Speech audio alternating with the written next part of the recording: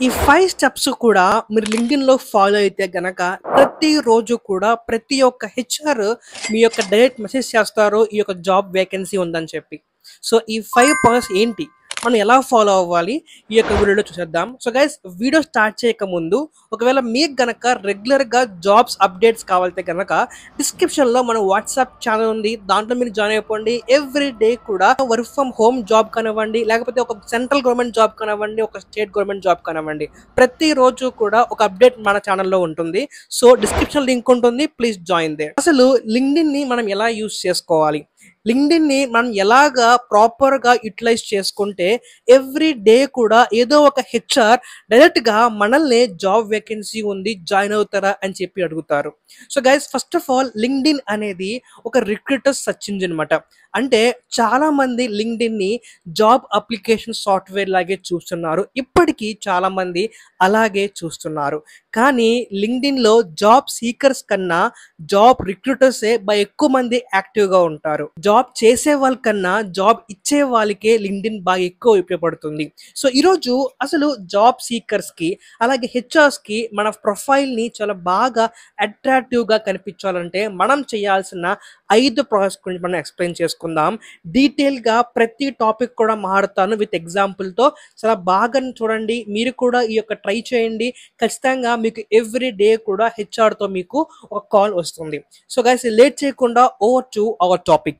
First of all guys, మీరు ఏదైతే లింక్డ్ఇన్లో ఉన్నారో ఆ లింక్డ్ఇన్ యొక్క టాప్ హెడ్లైన్ని మీరు చాలా జాగ్రత్తగా ఆప్టిమైజ్ చేయాలి.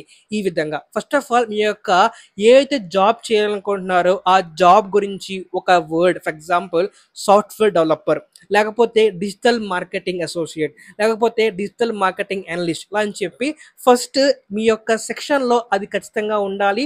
అలాగే మీరు నేర్చుకున్న స్కిల్స్ ఏదైతే ఉందో అది కూడా అక్కడ ఎంటర్ చేయాలి. ఎవరైనా రిక్రూటర్ మీ యొక్క పేజ్ని ఓపెన్ చేయగానే ఫస్ట్ వాళ్ళకి మీరు ఏ జాబ్ చేయాలనుకుంటున్నారు, అలాగే మీ స్కిల్స్ ఏంటి అనేది ప్రాపర్గా కనిపిస్తే గనక అది ఒక ఫస్ట్ ఇంప్రెషన్ లాగా మీకు హెల్ప్ అవుతుంది. ఓకే. అండ్ నెంబర్ 2 వచ్చేసరికి మీ యొక్క అబౌట్ సెక్షన్.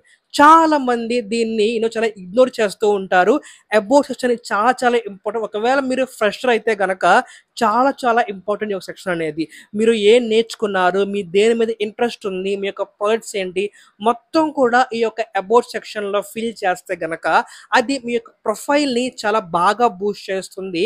అలాగే కొన్ని కొన్ని కీవర్డ్స్, ఫర్ ఎగ్జాంపుల్ మీరు చాట్ జీపీటీ యూజ్ చేసి కావాల్సిన ఈ యొక్క ప్రొఫైల్కి ఏం కీవర్డ్స్ ఎక్కువ యూజ్ చేస్తారు అని తెలుసుకుంటే కనుక సో అటువంటి కీవర్డ్స్ మీరు ఎక్కువ ఇక్కడ యూజ్ చేస్తే మీరు ఏటీఎస్ ఫ్రెండ్లీగా మీ యొక్క రెజ్యూమ్ మారుతుంది, మీ యొక్క ప్రొఫైల్ మారుతుంది. సో ప్రతి ఒక్క రిక్రూటర్ కూడా అక్కడ ఆ కీవర్డ్ సెట్ చేసినప్పుడు మీ ప్రొఫైల్ టాప్లోకి వెళ్తుంది. ఇది చాలా చాలా ఇంపార్టెంట్, గుర్తుపెట్టుకోండి. అండ్ థర్డ్ థింగ్ వచ్చేసరికి ఓపెన్ టు వర్క్ మాట. చాలా మంది ఈ యొక్క ఓపెన్ టు వర్క్ ని చాలా తప్పుగా యూజ్ చేస్తూ ఉంటారు. గుర్తుపెట్టుకోండి, మీరు వర్క్ కి సిద్ధంగా ఉన్నారు అని తెలియాల్సింది హెచ్ఆర్ కి కానీ మీ ఫ్రెండ్స్ కి మీ కొలీగ్స్ కి కాదు.